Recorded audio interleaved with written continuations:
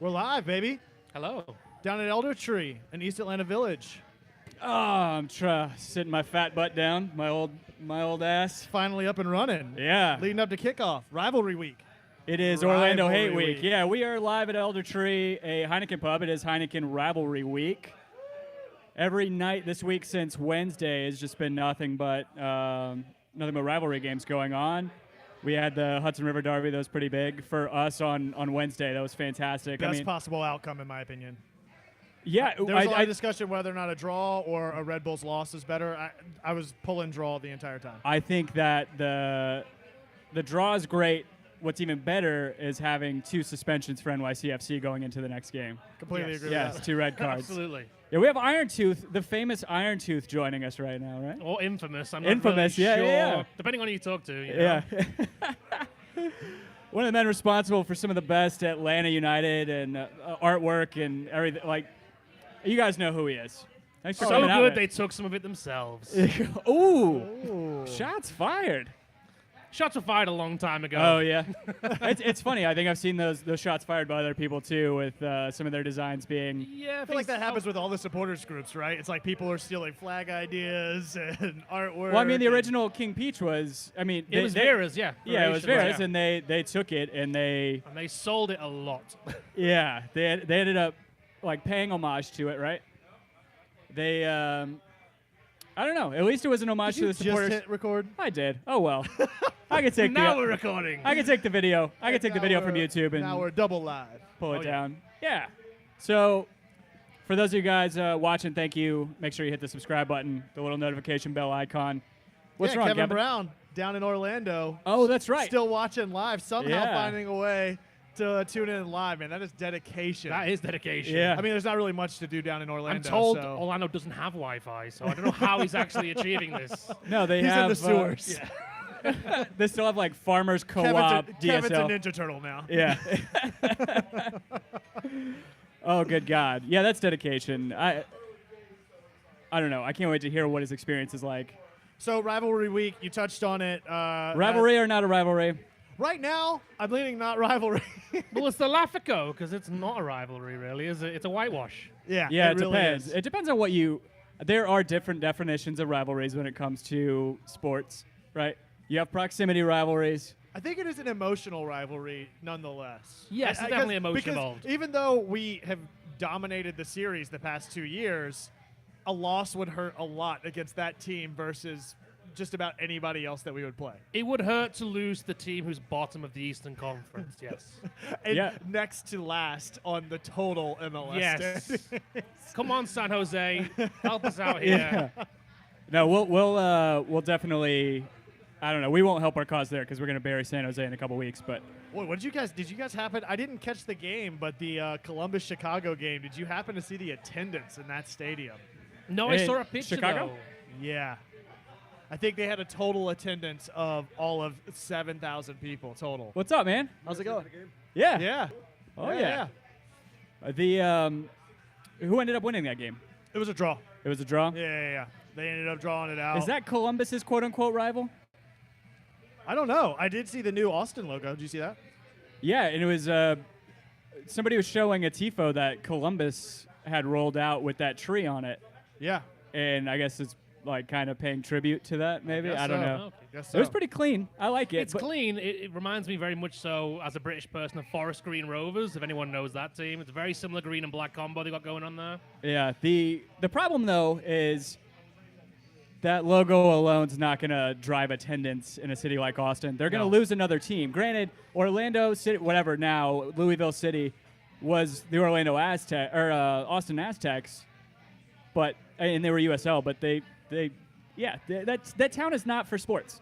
There's not a pro sports team there for a reason. I mean, you have UT Austin. People are crazy about their college football and their college basketball, but aside from that, I mean, people just I don't know. And just Texas on a whole. Like, Houston and Dallas don't do huge numbers, really, as a state. It's a hot, dry desert, and not everyone's going to go out for a game.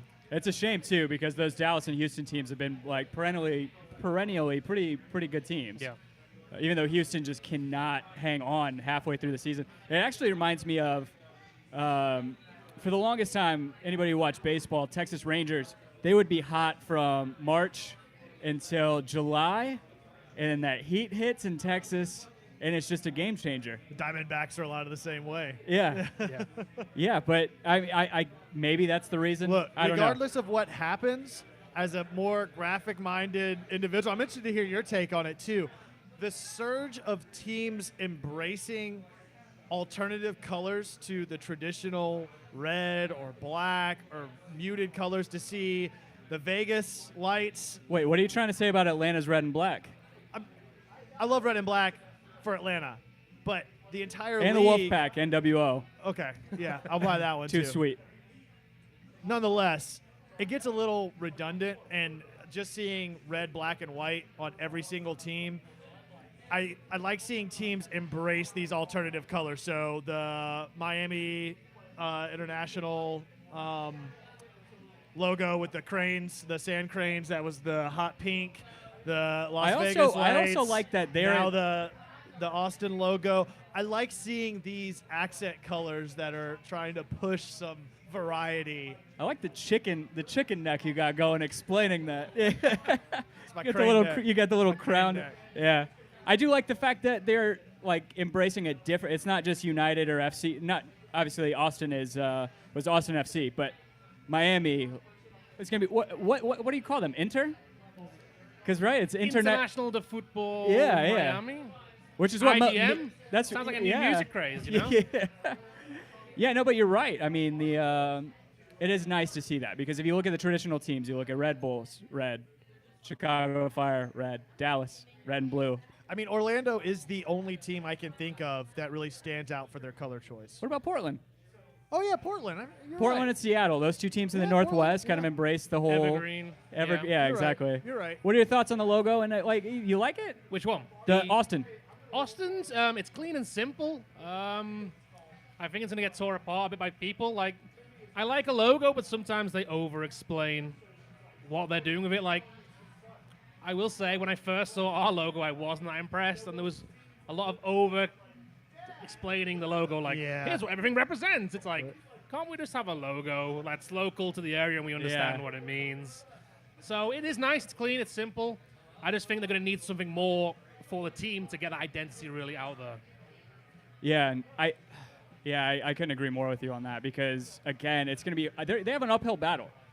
Like I think there were a lot of protests whenever they were first talking about going down to Austin. There were a lot of the community was protesting against it because it's not craft beer and it's not music and it's not barbecue. But at the same time, we've seen this younger crowd. It seems to be the trend in MLS, especially, that the hardcore fan bases tend to be a younger, hipper crowd, so to speak. I We think have a that's lot of what- hipsters that are in the crowd in That's Atlanta. what led to a lot of Atlanta United's success. I think the fact that we started out in Bobby Dodd, in that Georgia Tech environment, having the younger atmosphere, as well as just an international culture in Atlanta in general, great front office, the whole 9 yards. But having those supporters in that sort of trendy, looking for something alternative to your traditional baseball, football, I think Austin lends itself to that sort of crowd really well.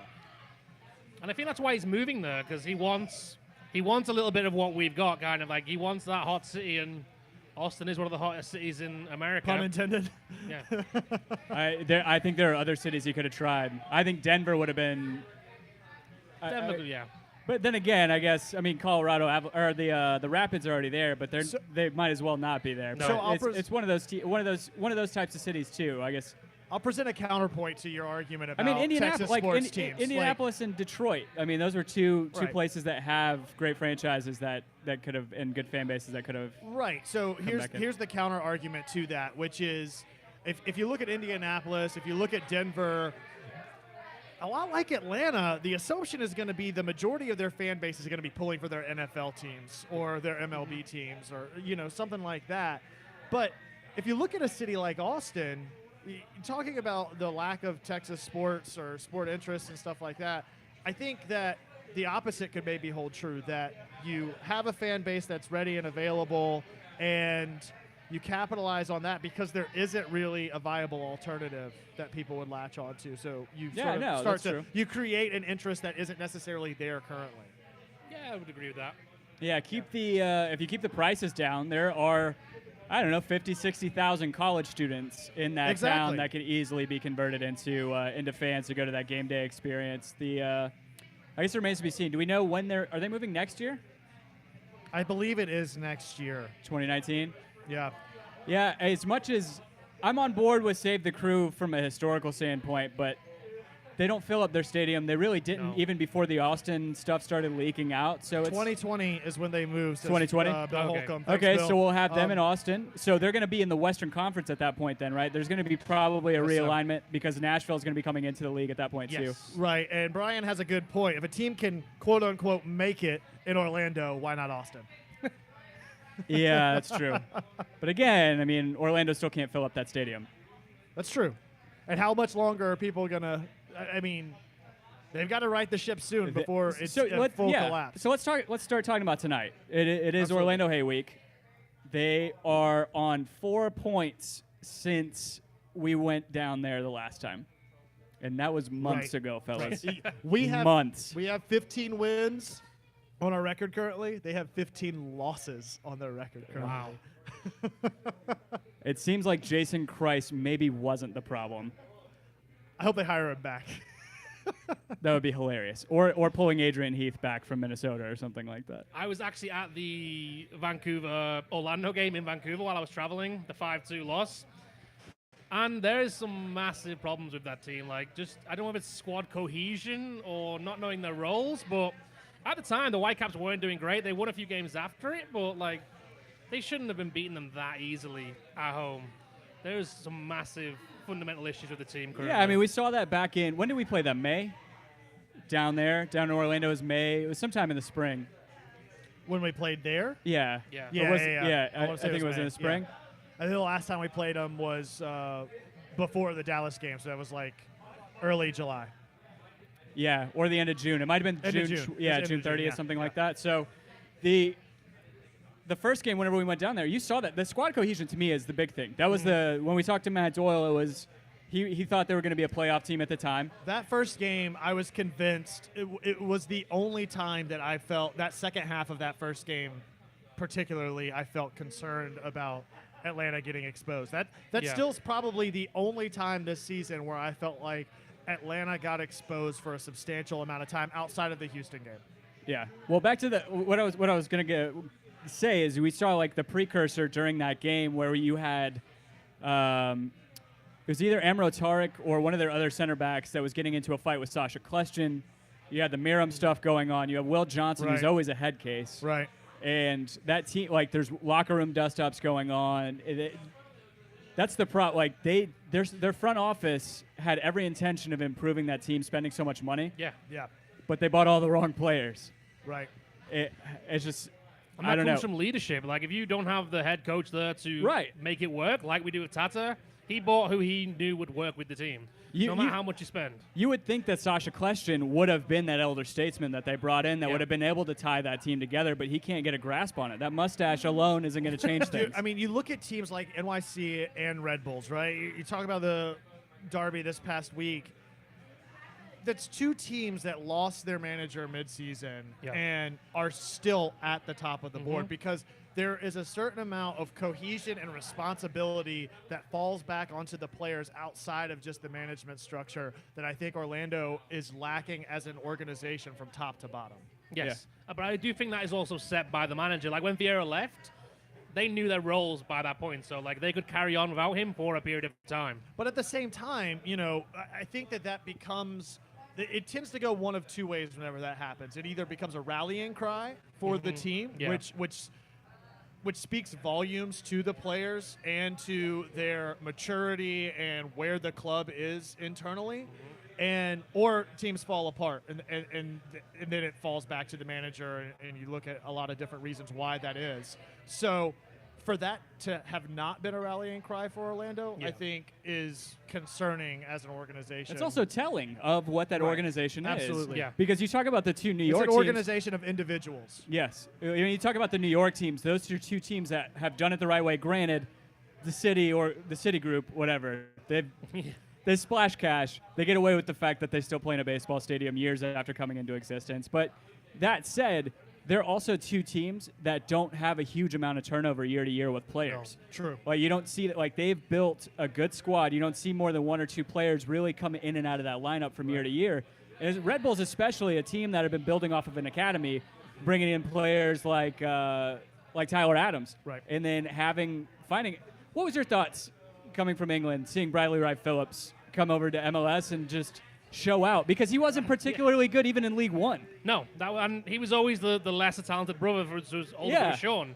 So yeah, seeing him come here and doing what he's doing, it's like, oh, it kind of surprised me. And watching him now, he's one of the best out-and-out strikers in the league. Like hands down, he's learned his trade finally, and he adapts it well. I feel like a lot of that probably has to come from the fact that going across the pond, how much weight was lifted off of his shoulders, not having the expectations of living up to what his dad did, and his dad is brother, and he was also young. And I think by the time he got here, he realized he needed to mature a little bit and get to work. I think that's something that we don't really talk about with him is he's still only like 32 years old, and for this league and what shape he's in, how he plays, he's not a guy who gets forward with a ton of pace. He's a guy who scores a lot off glancing headers that can finish in the box in traffic.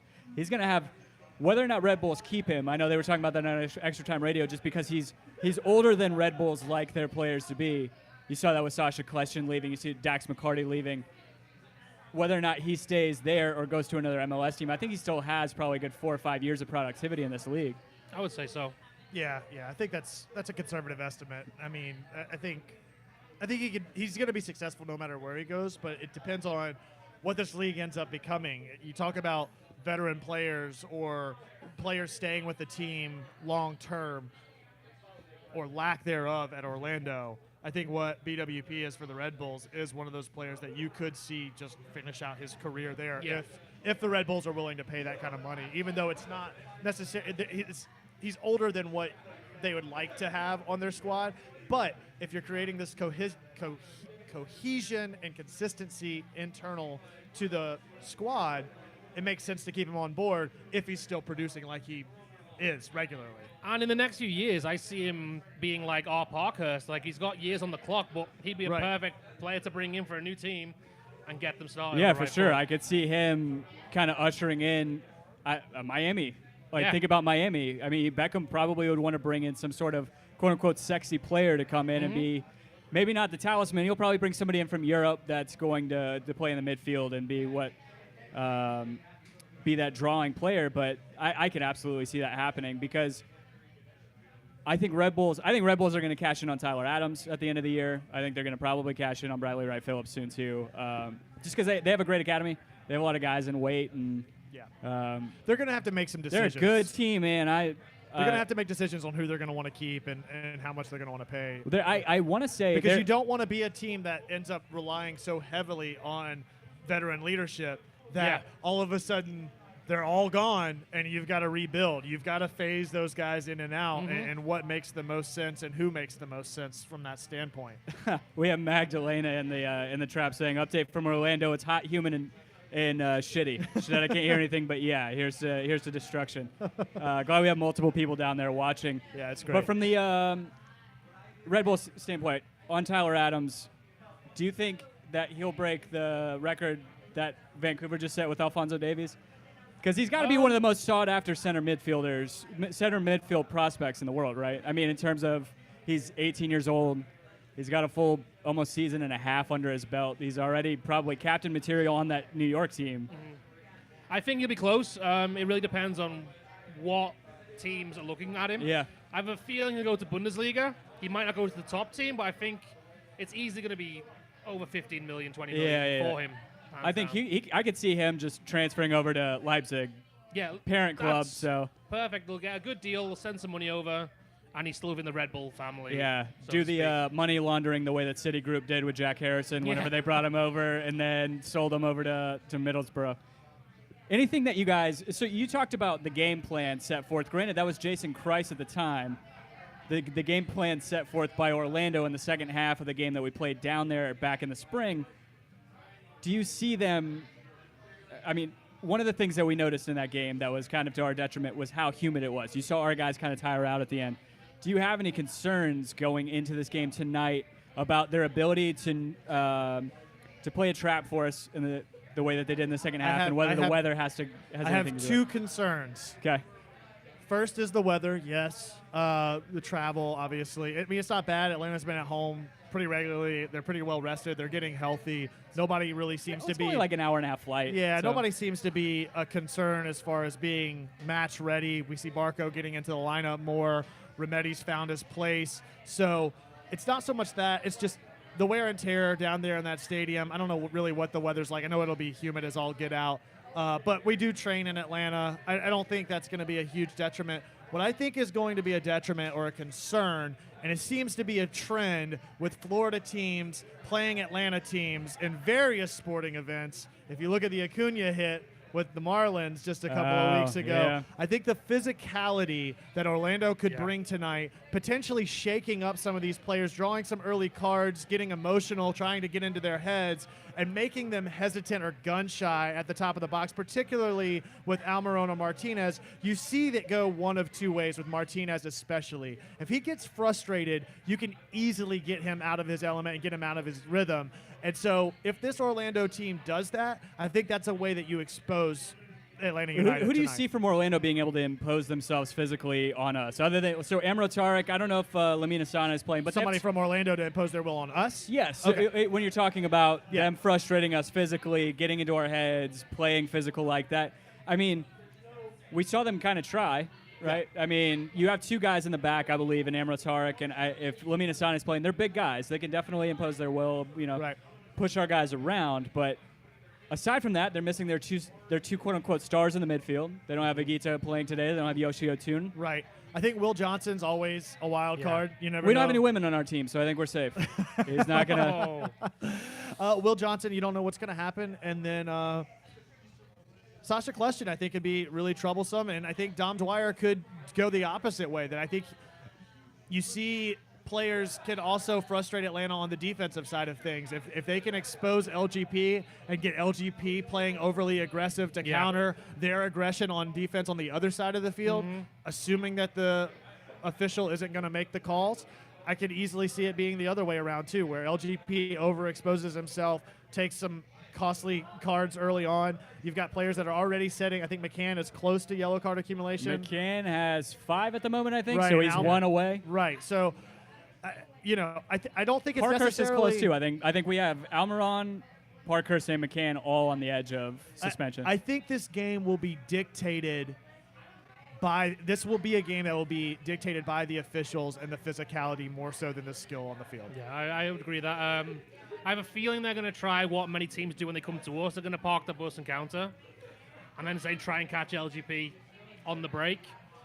And they're going to try and wear us down until the humidity kicks in and we're tired, or Joseph is frustrated, or Miggy, and then try and get some kind of cheap win.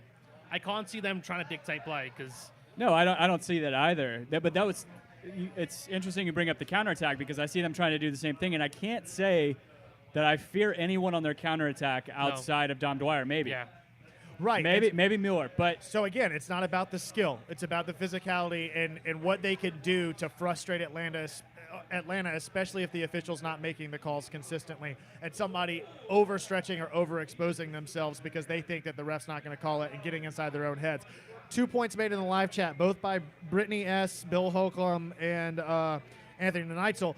What's Orlando playing for? And I think that's what starts to set up this narrative. Yeah. They're not playing for anything other than spite and hate. And I think that lends itself to an overly physical game. That's what concerns me is our players getting injured or getting overly frustrated because they're doing so out of spite.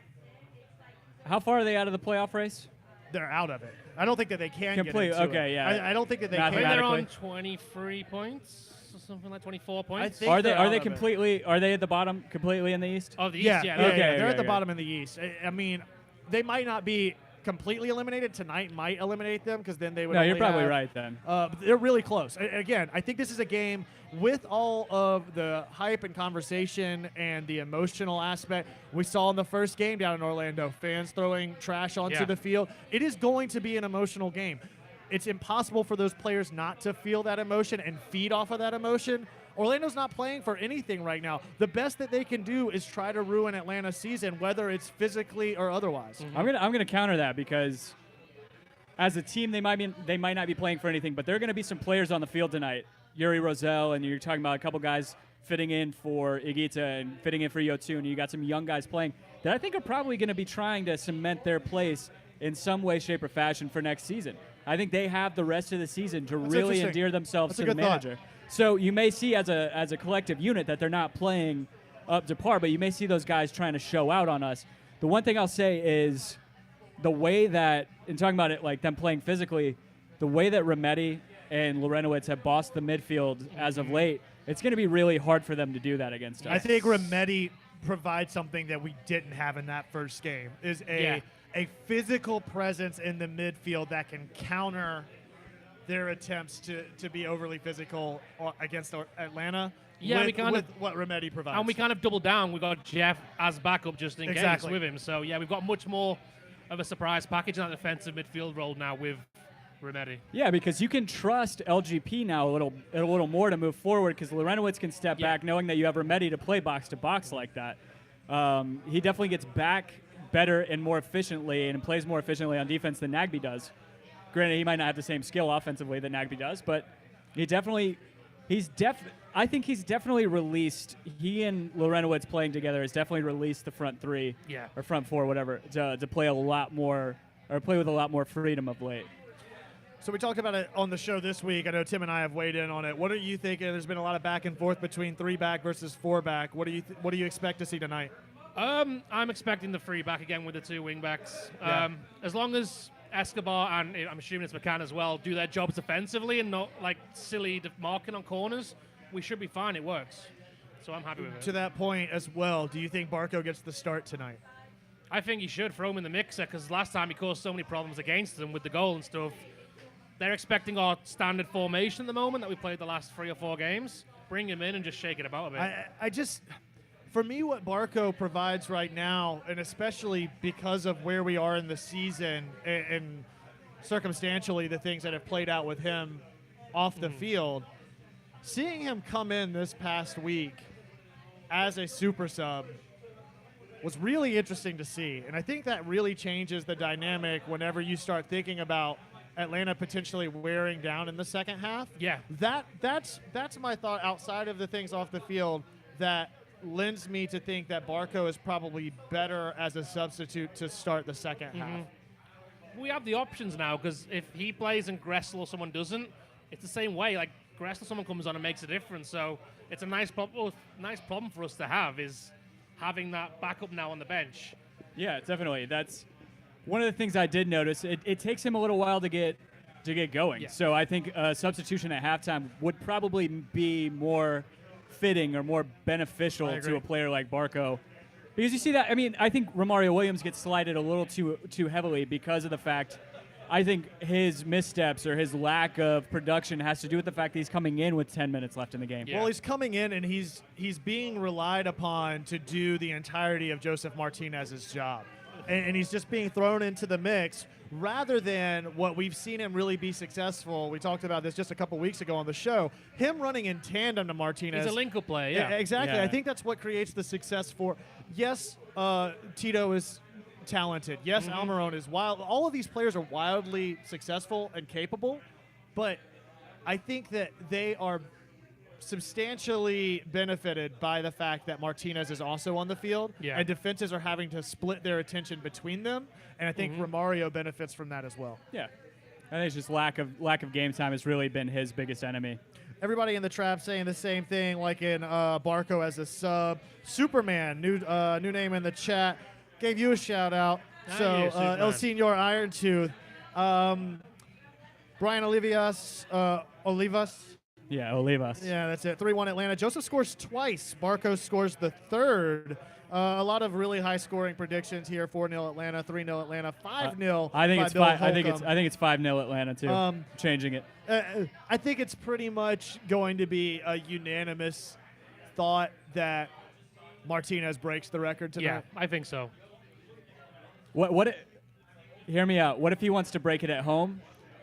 and then he also gets the assist record. I mean, he breaks it. He breaks it every time he scores a goal, right? So That's true. I guess he's setting a new record every time that he. So my hope is that he sets the new record whenever we win the MLS Cup at the end of the year.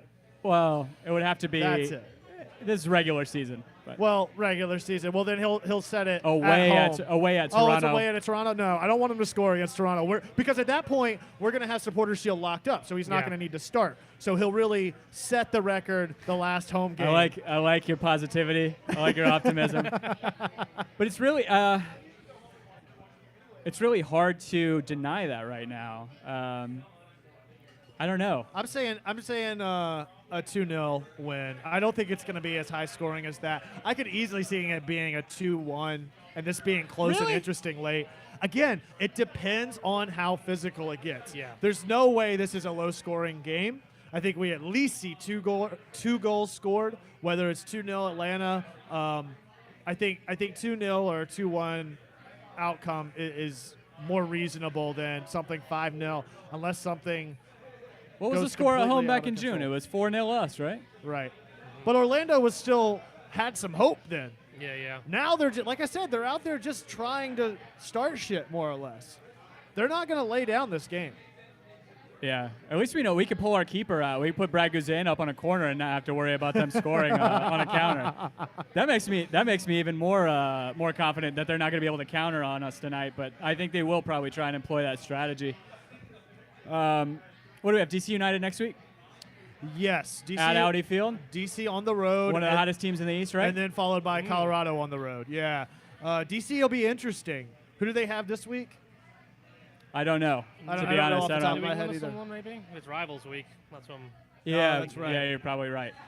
Yeah, I think Old DC, England versus New England. I think DC Wayne could Rooney. be. I think DC could be our next loss. One of the few that I think we have remaining on our schedule. I don't think that the wear and tear of the bulk of work that they have to put in on this last stretch of games that they will have set in by next week. I don't think that. I still stand by my thought that I don't think that they're going to end up making the run for the playoffs. But I could easily see us dropping a game next week on the road again. But that said, on paper, I like the stretch of road games. If we're not going to be at home for a month, having three teams, one that's getting hot right now, but we've shown we can expose and beat. Orlando, DC, Colorado the week after, right? And then we come back home to play San Jose. No, we go away to Salt San Jose Lake, this year. RSL. It's RSL. Yeah, that's RSL at home, and then we go away to San Jose the next week. Yeah. That's right. So yeah, that's a stretch of nothing but winnable games. RSL is a playoff team right now, I think, and then you have DC potentially in that mix. I don't know about you guys, but I am relieved to have a September where I'm not having to go to a game every other day like last season. Yeah, as much as I love this team, it did. Yes. Yeah. Weekday traffic. We need some rest as fans. Yeah. We need a sub. I need a super sub. Yeah. That's, I don't know. What are your thoughts on Wayne Rooney coming over?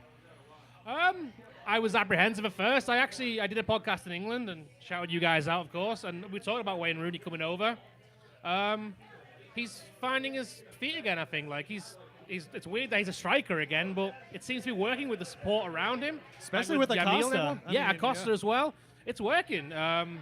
More the power to him, Yeah, they have a very interesting attack, and it's very multifaceted. I mean, you have four guys up top that can play together, not unlike the way that we play. Yes, I mean, very similar. Luciano Acosta is so strange to watch because he's so tiny. You don't see that in many leagues. I mean, that was the reason Javinko ended up here. Yeah. Because he was too small at a certain point to play Serie A at a higher level. It's just crazy, especially to see him get up for a header to win the game against Orlando. Insane. But they're a team I'm definitely fearing more next year. I think they're going to be a team. I think they probably sell Chris Durkin, get some of that money, reinvest into that squad, and I think they're going to be heavy hitters next year. Next year, especially next year being the last year for Columbus, I could see DC rising in the ranks and sort of taking over that middle to upper middle role in the East. Yes, definitely. Pushing towards proper playoffs again. And once you've had a year with the new team to get settled, like a pre-season training, they'll be good. Yeah, we have Emilio Gomez. He said, "You guys are great. I will say Atlanta wins 4-0 tonight. Cheers from New Jersey. Atlanta takes it all the way. Drink up, guys." Christian, let me see that lineup, baby. He called himself Emilio Estefan, the Mighty Duck. So we do have lineup out now. Oh yeah, we have the. So we are going with the 4-back. Oh wow! And guess who's playing left wing? Ezequiel Barco. Barco, there we go. Well, you know what's more interesting than that? Seeing right back with Julian Gressel. It happened, guys. Hey. It happened. So, Kevin. We'll see. We'll see next week. Finally decide. We'll find out whether or not Julian Gressel is fit. Gressel gets exposed. All right, so here's the lineup right that we back. have, guys. We have Guzan, obviously, LGP Parkhurst in the middle, McCann and Gressel on either side, Remedi, Lorenowitz, Barco on the left, Almiron in the middle, Tito on the right, Joseph up front. On the bench, we have Alec Can, George Bellows boys. Yes, sir. Yes, sir. So we actually have 2 backup left backs on the left or on the bench. So we have again Bello, Carlton, Jose Hernandez, Kevin Kratz, Miles Robinson, and Romario Williams. Okay, so now that we've seen the lineup, 3 subs at halftime. initial thoughts. yeah. What's your initial thoughts? I'm very interested. Interesting, kind of a slightly weaker bench that I would like, but if we're having to play Gressel at right back, we're having to use all of our main men at the moment, so I'd be interested to see how it plays out. So wait, where's Escobar at? Is Escobar hurt? Is he I don't 5 know. yellow cards? No. He already served that suspension. Yeah. Oh, he's done that, okay. I have no clue what happened with that because this is the first I've heard that he's not available. Do you guys know, Christian, Andy, do you guys know what happened with Franco Escobar, why he's not on the field or in the 18? No idea. I'm guessing he probably picked up a knock in training or something like that. Or he's not needed for the trip down here. Gressel's better. Oh, Bina. So what are your thoughts on this? This has been a hotly contested debate between the two of us. Is Gressel fit to play a true right back? I want to get multiple people in on this. A true come right on, back? Christian. Come on, no, Andy. a wing back? Hold on, I can pass the mic Yeah. over I like there. him as a right wing back. Yeah, let's bring Christian in here too. I gotta tilt the table for just a second. That's all right. Oh no, you're good. Yo, You're yo, good right yo, there. yo. He can slide in. Yeah. Sorry, man. That's right, man. Andy, thumbs up, thumbs down, or actually just give a few words. What are your thoughts with Gressel on right back? I think it's about time. We've got to see how this man can do it. He's been put in every position possible. He's worked at every one. Why not? He does what we need him to do. He is our utility man. Bina, thumbs up, thumbs down. Gressel on right back. Ordering another drink. We'll check back in with Bina. Rocking the King Peach, the alternate of what I have. I love it. Yeah. I think if there's a game to experiment with the lineup, it's against Absolutely. Orlando, right? Hey, I could drink to that if I had a drink. Nonetheless, if we're going to put Gressel in at right back, I can think of no better game than tonight. I mean, if you think about it, how many true quote-unquote right backs do you see? Okay, we're not doing this. How many true fullbacks do you see at high level? You don't see a whole lot, right? I mean, for the most part, they're guys that bomb up the wings. You're right. So look at Hector Bellerin. I mean, he's pretty much a winger, right? There are 2 benefits to this lineup with Gressel at right back, in my opinion. The fact that the right wing is Villalba, and they clearly have consistency and chemistry, so they'll be able to play off one another. I have no doubt about Gressel's ability to bomb up and play balls across from the right wing position and get a 1-2 with Villalba. My question is, how does he stack up defensively over the course of a full 90 in the heat, having to track back consistently? I think it's possible. Do not be surprised to see Franco Escobar got off just after LGP. Escobar's there. Just Escobar's there. He's probably getting rest. interesting. I'm guessing he got a knock in training, and they probably just don't want to risk him for this game. I would say don't be surprised to see Lorenowitz drop back and have 3 at the back with Lorenowitz, Parkhurst, and LGP. Well, no, what I was going to say is you don't see McCann getting forward all that often that high. You could see as Gressel moves forward, McCann, who's been the choice third center back, kind of get slot back in there to give coverage. Right. I think you could see that definitely. The other thing, what I love about Gressel on that side with Tito is whenever he was playing right wing back earlier this season, he didn't have a healthy Tito in front of him. True. So what you have now, the way you see that Tito attacking, ideal getting situation. inside, It is is the you get ideal that scenario. overlap coming from and you have a defender that's having to worry about getting over and covering that pass over to Gressel. The other thing that Remedi's in midfield, right?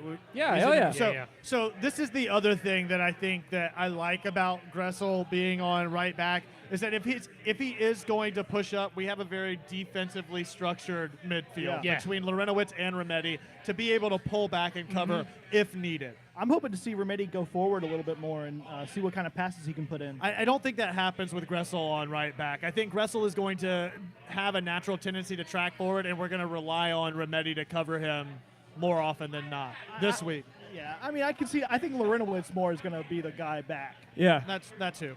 I don't know. We've seen Remedi explore a little bit getting Yeah. forward, and I've liked it. I've loved it. I- It is crazy how seamlessly he is integrated into the team. Yeah. That Is it blows though? my Is it mind. though? Has there been a person outside of Barco who hasn't transitioned seamlessly into this team? Maybe McCann. I think Barco's been.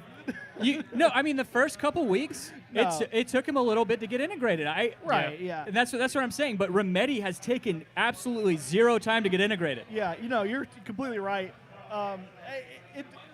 He could be the signing of the season for us, maybe.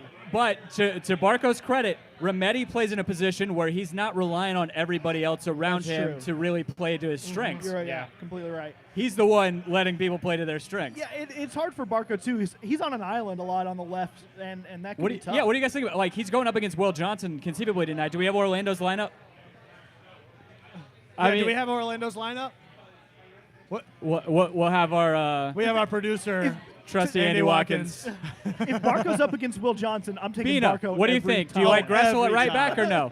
every time. The problem is going to be, does Barco get carded for simulation? Sideways thumbs up.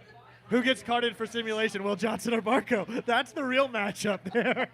No, I mean, No one's being Johnson for simulation of that. Good shot. And he took. Good God, man. Yeah. If ever simulation was deserving of a red card, it was. And he was up against Gressel in that game, wasn't he? He was playing left wing that game, or left wing back. I'm sure he was. Ooh, Superman's got a great Is it point. a- in the, Because the in dive chat. was with Gressel on that corner of the pitch. Yeah. He might have been coming over covering. All right. So Superman in the trap has a great point. We've seen Gressel feed consistently from the right wing across the box to Martinez, but Yeah. with him being on right back, we potentially have an opportunity to him to be playing the long ball across the pitch to Barco now. I hope we see that. I honestly hope so. All right, here's the Orlando lineup. And you actually, Will Johnson's playing center attacking midfield? Oh boy. He's just so angry they're going to let him attack. I am very confused. Okay, we Let got me use the rage. trusty Joe I'm Joe disappointed Bendick not in to see the, an Iron Tooth Will Johnson feature at this point. by the Orlando way. stuff doesn't sell. yeah. Tickets are otherwise. Speaking I- of, I where don't- can I get this shirt? Have It's you guys coming talked about soon. it already? It's coming soon. We got It'll got be in the this, store soon. and then the Unite logo that we put it on Instagram. We're gonna get shirts made with that on there as Yeah. well. That'll be coming in the next week or so. So I stay would tuned. I would be remiss to not mention listen to my podcast. Yeah, check out Mills Has Friends at Mills Has Friends on Twitter. Yeah. All right. Part of the Home Before Dark network of podcasts. All right, I'll go. Orlando's lineup. I don't know most of these guys, to be honest. Bendick, O'Neal, and Jonathan Spector in the back, in the middle. Sutter on the right instead of Will Johnson. PC on the left. Not sure who that is. Askew's. Just some guy in jorts. Yeah, I don't know. Yuri Rosell. They're just And pulling people out of Yeah, the stands you, at this point. yeah, Askew's and Yuri Rosell playing for Agita and Yoshi Otsune. And then Will Johnson in front of them, which is so weird. Mueller on the left, Josue Coleman on the right, and then Some guy with Tom a Dwyer Joe up front. tattoo on the left. Yeah. so they still have Stefano Pino, who's been one of the bigger busts in MLS transfers this year. He's on the bench. Amro Tarek, Tony Rock. Yeah, I have no doubts about. I'm actually thinking about Andy. There you go. I'm actually thinking about increasing my score prediction from 5. seeing that lineup. We're going for a New England score, aren't we? Yeah. So let's go around the horn. We're allowed to say that, right? Even though it's another show. This is around the horn. I don't have the little buzzer to give you guys. Yeah. Let's go around the horn. Closing thoughts on the game. Andy, I want to get yours as well. We're about 30 minutes away from kick. Thoughts on the game tonight now that we've seen both lineups. What do you expect to see? We'll Go. do like reporter style. Let's give them all a mic. Yeah. Thoughts for the night.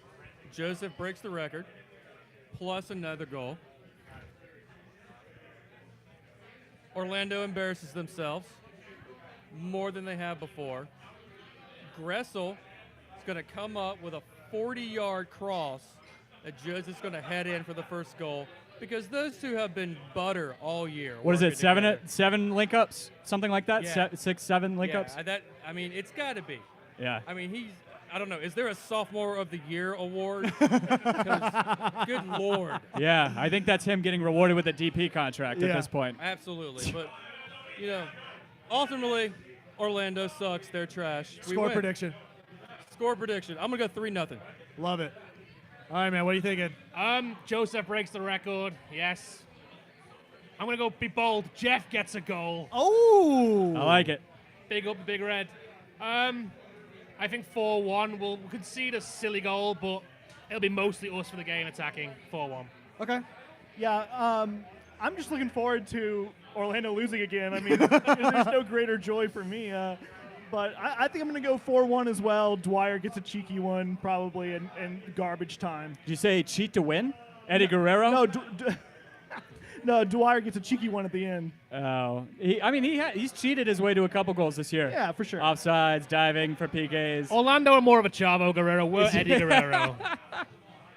Okay, so I am sticking to my 2-1 prediction now. I think that Joseph scores 1 to set the new record. I think Remedi bombs up and gets his first. Nice. And I think the one that Orlando scores is Gressel exposed at right back to set up a cross to Dwyer inside the box. Yeah. Well, the only person to Unmarked. score against Orlando in the first 2 games, other than Joseph, is Barco. So he scored in both games That's against a Orlando good point. earlier. That's So a good I think point. Barco gets 1. Okay. And he was playing left wing that game Yeah. with me as well. Yeah. It's been a few matchups since this has happened. He's gotten a lion tattoo in the process on his thigh. Yeah. That's my prediction for tonight. Yes. I think you see that lion tattoo twice Ooh. flexed. I think you see Tito back to his old form, getting goals against Ooh, Orlando. I love it. Yeah. And then With the assist from Gressel, I'm assuming, right? yes, one assisted, one See not another assisted. Snake Yeah. upstream again. And then a Joseph hat trick, 5-0 Atlanta. Side note: somebody at Station Soccer this past week celebrated with the Villalba celebration. Yeah. Was that a shout out Amazing. to Assad doing his shark? Was it? Is I that- thought is- Assad did the shark a couple weeks ago. Oh, I didn't know that. Ah. All right. I think Villalba was shouting out Assad on that I love it. celebration. Oh Ooh, man, Brittany S agrees. Gressel getting exposed. I yeah, knew I loved you. Okay. whatever. Thank you guys so much. We're gonna try wrapping this up. Where can we find you guys at on Twitter? Plug all your stuff, man. Yeah, seriously. Iron Tooth Design. IronTooth.co.uk if you want posters. IronToothDesign.com if you want t-shirts. Yeah, Mills Has Friends on the Home Before Dark podcast network. Yeah, baby. Yeah, and find me on Twitter at Mills Has Friends as well. So you've got 2 episodes up. When can we expect 2 to see episodes. episode 3? Episode 3 is coming out this weekend. Any new art to look forward to from you? Got anything in the works? A lot of people have been asking about the United We Stand poster. I can tell you the new version with the new players is coming out in the next month or so. Damn, that's Very a Home Before popular. Dark exclusive. Y'all heard it here first. Thanks, you guys, for coming on. Tim, where can the people find you? You can find me at Tim Herb. Find me, as always, at the architect at the _ARC #1 TECT. The Barco Collectively at Home Before Dark. That's before spelled B and the number you 4. can find Kevin at the easiest screen name to remember. AR_1CT. I don't know how to spell it. And he's sober. Sober as a bird right now. That's not entirely true. We love the hell out of you guys. If you're anywhere near East Atlanta Village, or if you're tuning in and Come you're in drop in, Atlanta, man. you got Yeah, time yeah. to get your asses $3 down here. Heinekens on draft. Come hang out with us.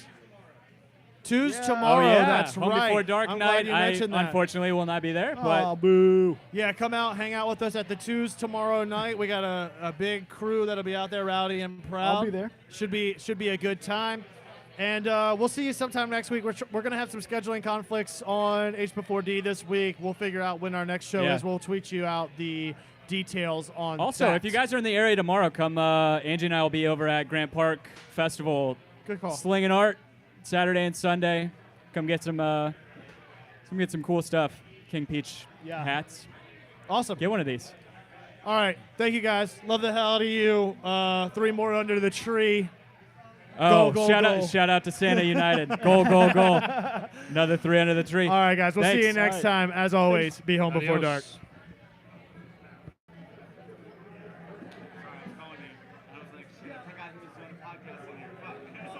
What's up, man?